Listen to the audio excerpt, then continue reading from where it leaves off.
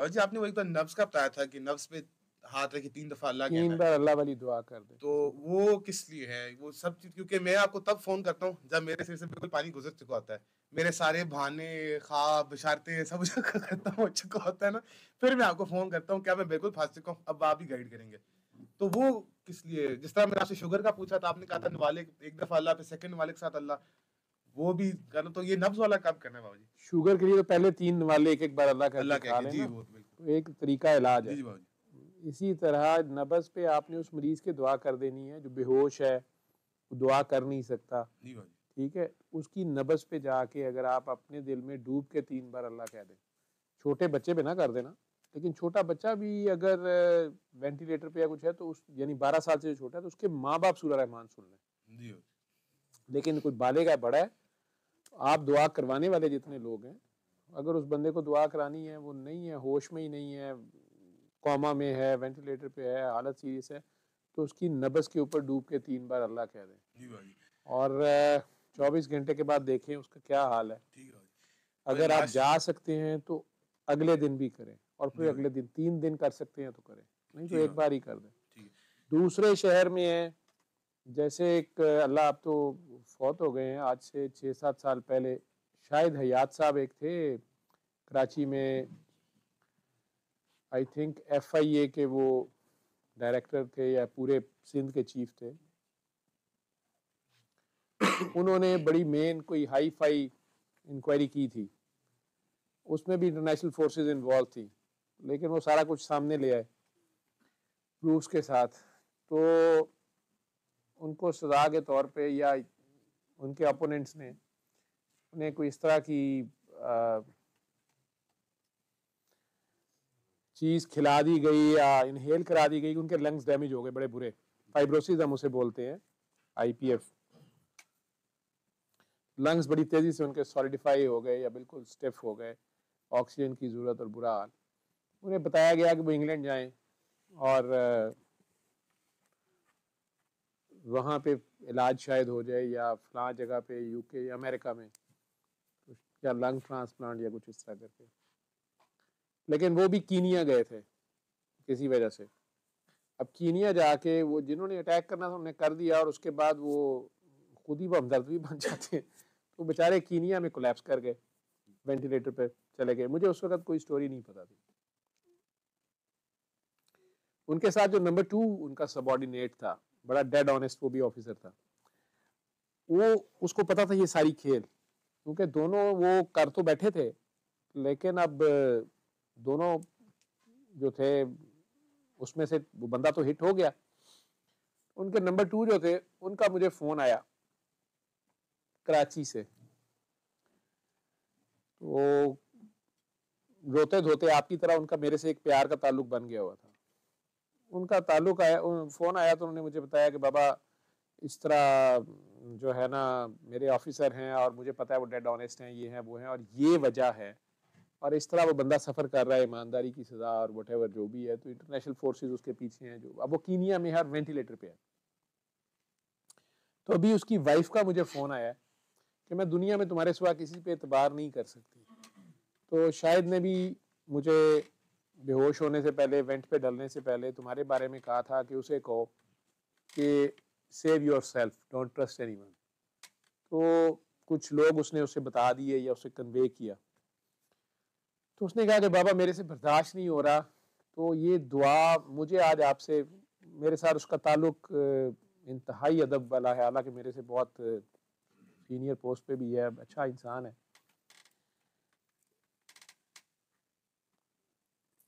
उसने तकरीबन इस तरह से रात के पता नहीं 2-3 बजे मुझे जगा के रोते हुए मुझे कहा कि बाबा मुझे नहीं पता, मुझे वो बंदा जो है ना वेंटिलेटर से ऑफ चाहिए।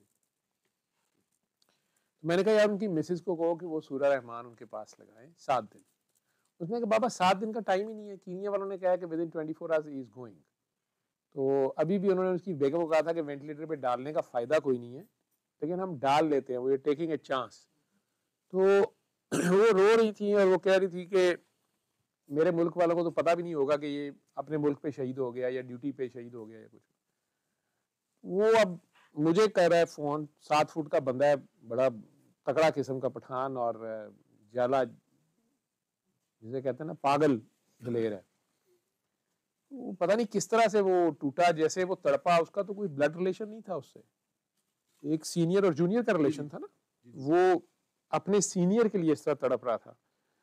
मुझे तड़प के कहता है कि बाबा मैं आपसे कह रहा हूँ कि ये बंदा वेंट से ऑफ होना चाहिए। तो मुझे समझ आ गई कि ये इस वक्त जिस दर्द से गुजर रहा है इसकी दुआ काम करेगी। मैंने कहा इस तरह करो कि उनकी मिसेस को लाइन पे ले सकते हो कॉन्फ्रेंस कॉल पे। तो मुझे कहता है कि बाबा मैं ले लेता हूँ, दूसरे फोन से कर लेता। मैं कहा उसे कहो कि उसकी नब्ज पे हाथ रखे और उसकी आंखें बंद करा दो, उसे कहो वो डूब के 3 बार अल्लाह कहे, लेकिन असल में तुमने इधर से 3 बार अल्लाह कहना है। तो वही आप वाली उसकी हरकतें कि नहीं बाबा आप कहेंगे। मैं कहा यार मैं लाहौर बैठा हूँ, मैं तो तुम्हें साथ क्या ही दूंगा, लेकिन तुम करो, उन्हें फोन कर दो, ऐसे कर दो, और कल उसे कहना कि दोबारा करे, फिर फोन करना और फिर दोबारा करना, तो 3 दिन ऐसे कर दो। खैर उसने मुझे एक साइड से मुझे फोन पे लिए रखा, जो उसका अपना दिल में होगा। उधर उन बीबी से कहा, वो खैर आईसीयू में ही थी, उधर पास थी, उन्होंने दुआ कर दी। दूसरे दिन उसने मुझे फोन कर दिया चीखते हुए कि बाबा वो तो वेंट से ऑफ हो गए हैं और पूरे एकदम से ड्रामेटिक चेंज आई है उनमें। तो उनकी मिसेस भी हैरान हो रही है और कीनिया वाले भी, और उन्होंने ना सिर्फ उन्होंने कहा हमें समझ ही नहीं आ रही है क्या चीज़ थी। तो अब उन्होंने उन्हें एयर ट्रेवल की फिटनेस तक दे दी है कि आप चाहे यूके तक ट्रेवल कर लें। तो इज इट सेफ और नॉट? मैंने कहा यार ये सेफ सूफ की खैर है, मेरी शायद से बात कराओ। तो शाहिद साहब से मेरी उसने बात कराई, उनकी मिसेज ने, और मैं उनके साथ मिल के दुआ की, साथ उन्हें कहा कि आप बाहर चले जाएं और ये दुआ करें। मैंने कहा ठीक है। तो थोड़ा सा उन्होंने मुझे कहने की कोशिश की कि देखें मेरा नहीं ख्याल कि I will survive, I know because they already told me, they have given me this and they told me now you will suffer this way in so many days. बाबा जी को कई बार कोई आके इस तरह कहता था ना, तो कि जी डॉक्टरों ने कह दिया बस तुम 2 महीने से ज्यादा जिंदा नहीं हो, तो वो एकदम वो कहता है डॉक्टर की ऐसी उन्हें क्या पता है, वो खुदा है। अब मुझे नहीं पता वो बंदा इतना सीनियर ऑफिसर था कैसे, वो बड़ा हम्बली बोल रहा था, मेरे मुंह से पता नहीं क्या गाली निकल गई। मैं कहा उनकी भी ऐसी की तैसी, आपको जो मैं कह रहा हूँ आप करें, क्योंकि मेरे पास तो अपना कुछ नहीं, बाबा जी की नकलें नुकलें है ना, वही कर देनी हुए हुए ना हुए। तो मैंने वो बड़ा स्टाइल बना के कह दिया। उसके बाद चंद साल जिंदा रहे, और करते वो ये होते थे कि मुझे फ़ोन कर देते थे इंग्लैंड से, डॉक्टर साहब ये इस बंदे को, इस नाम के बंदे को मैंने फ़ोन किया है और ये मेरा जूनियर रहा हुआ है या मेरे साथ काम किया था या मेरा रिलेटिव है, इसको ये मसला है, काइंडली आप उसका फ़ोन सुन लें। मैं कहता शायद साहब आप दुआ कराएं उन्हें। मैंने कहा डॉक्टर साहब मैंने करा दी है लेकिन आप करा दें। और मैंने कहना ये था कि इसको ना आपको कुछ अंदाज़ा हो जाता है, मेरा ख्याल है, मुझे कहते हैं कि आपको अंदाज़ा हो जाता है, तो ना उसको कुछ कहिएगा ना, बस आप उसकी जान खलासी करा दें, इस तरह करके उन्होंने कहा। मैं पहले 1-2 बार मुझे समझ नहीं आई, खैर मैंने कहा अच्छा जी अगर फ़ोन आएगा तो मैं सुन लूँगा, लेकिन आप खुद वैसे कराया करें। नहीं मैंने किया, आप करें। तो वो 3-4 बंदों को उन्होंने फ़ोन दिया, 3-4 मौक़ों पे, और मैंने उस काके को, कराची वाले को बताना कि वो उनका फ़ोन आया था और इस बंदे का फ़ोन, उसने उधर से शुरू है ना शाहिद साहब को मैंने कहा भी है, इसी बंदे ने, ये भी उनके खिलाफ था, इसने उनकी मुखबिरी की, इसने उनके राज, इसने उनका ये, वो हर एक के खिलाफ, उसने, उसके पास भी पूरी लिस्ट होती थी। फिर मैंने कहा ना ये शायद पता नहीं शाहिद साहब क्या करते हैं, मेरे वो बहुत ही प्यार था उसके अपने बॉस से। तो मुझे उस बंदे का ज़र्फ बड़ा पसंद आया, और उनमें से एक शख्स था उसी महकमे का, कैंसर था उसको, वैसे बॉडी बिल्डर था, और ये बंदा जो कराची वाला था ये तो लड़ने मरने पे आ गया मेरे साथ कि बाबा आपने उसको दुआ नहीं करानी, आपने उसको फ़ोन नहीं सुनना, मैं शाहिद साहब से लड़ पड़ूंगा, क्यों उसको नंबर दिए। मैंने कहा देखो हमारा ये नहीं है, अगर आएगा फ़ोन मैं करा दूंगा, शायद ने करा दी है और तुम इस पर जज्बाती ना हो। और वो कैंसर वाला अभी भी जिंदा है, शाहिद साहब पिछले साल शायद फौत हो गए भाई।